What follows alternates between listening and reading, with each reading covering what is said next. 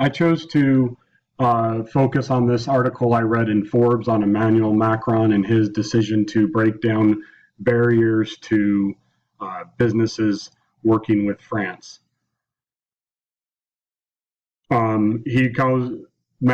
President Macron went on to talk about the transformation that's happening in today's economy, that we've got a digital change, digital disruption, and emergence of artificial intelligence that France has not been able to keep up with because of taxes and the resistance to other companies coming in. He talked a lot about the overwhelming belief by the French people was that it's best to resist the change than it is to embrace it. That both political parties have ran campaigns to protect people in France from the disruptive startups and other businesses. But President Macron believes he has convinced his people that it's okay to embrace these changes and that they have to. They've already seen the disruption in some of their industries through Uber and Airbnb. So the best protection is not to protect you against change because it'll happen.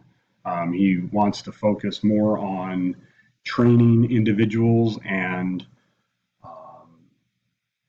retraining and occupational training, real training.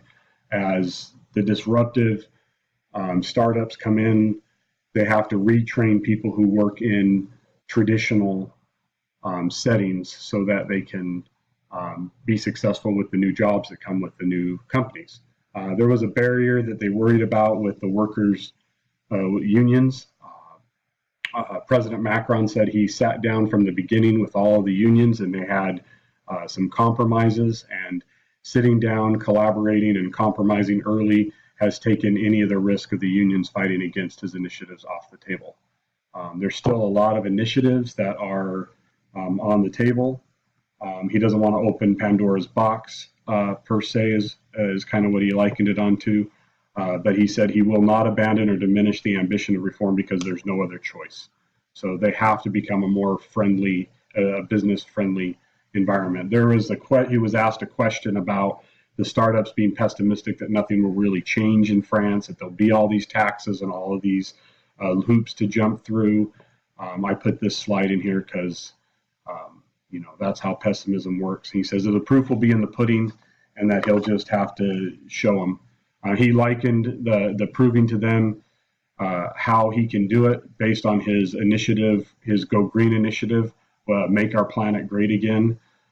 He says he was very clear with their initiative. They shut down some coal plants. They made it very clear that they'll work with green tech, and it's been very great for those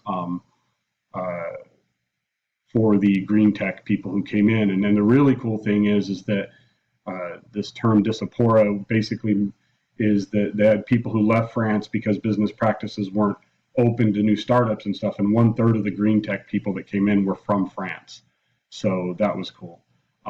He says if you invest money, if you create the best possible conditions, you can drive a revolution and create jobs. And he's basically feeling like that's what he's doing with his economy, is he's breaking down all of these barriers. Up until this point in the article, he really hadn't addressed what he was doing. That kind of came later in the article. He says he's a different type of politician. Most politicians in France they've waited to put all their initiatives towards the end of their term so that they don't risk not being reelected. He says late is too late, and I'm going to front load all my initiatives and I'll be successful, and hopefully that'll get me reelected. And that he needs to be able to do that because he has to show people, because economy is all about trust and confidence. So what he wants to do is he wants to get rid of these tax burdens. An employee in France has 25 different line items of taxes on their pay stub. So, and that goes to what employers have to pay as well. So his plan is to reduce the corporate tax from 25% down to 25% from 32%. He wants to suppress the employee tax by cutting out a lot of those small little taxes that our entrepreneurs have to pay. He wants to simplify all the tax code by 2019, and he wants to make it okay for employers to make errors and not have penalties if they make an error. The exit tax is the biggest issue with this. This is the biggest part of this article. take the tax if you take your business abroad. It brings in very little revenue for the company, so it's not even good for them. But the opportunity cost is huge. One of the main issues in the country was the fact that it was a very important cost of failure, which is a killer for investment. And that's what he talked about. And he likened the exit tax to if you get to choose who to get married to, and you should be able to choose to who to get divorced to.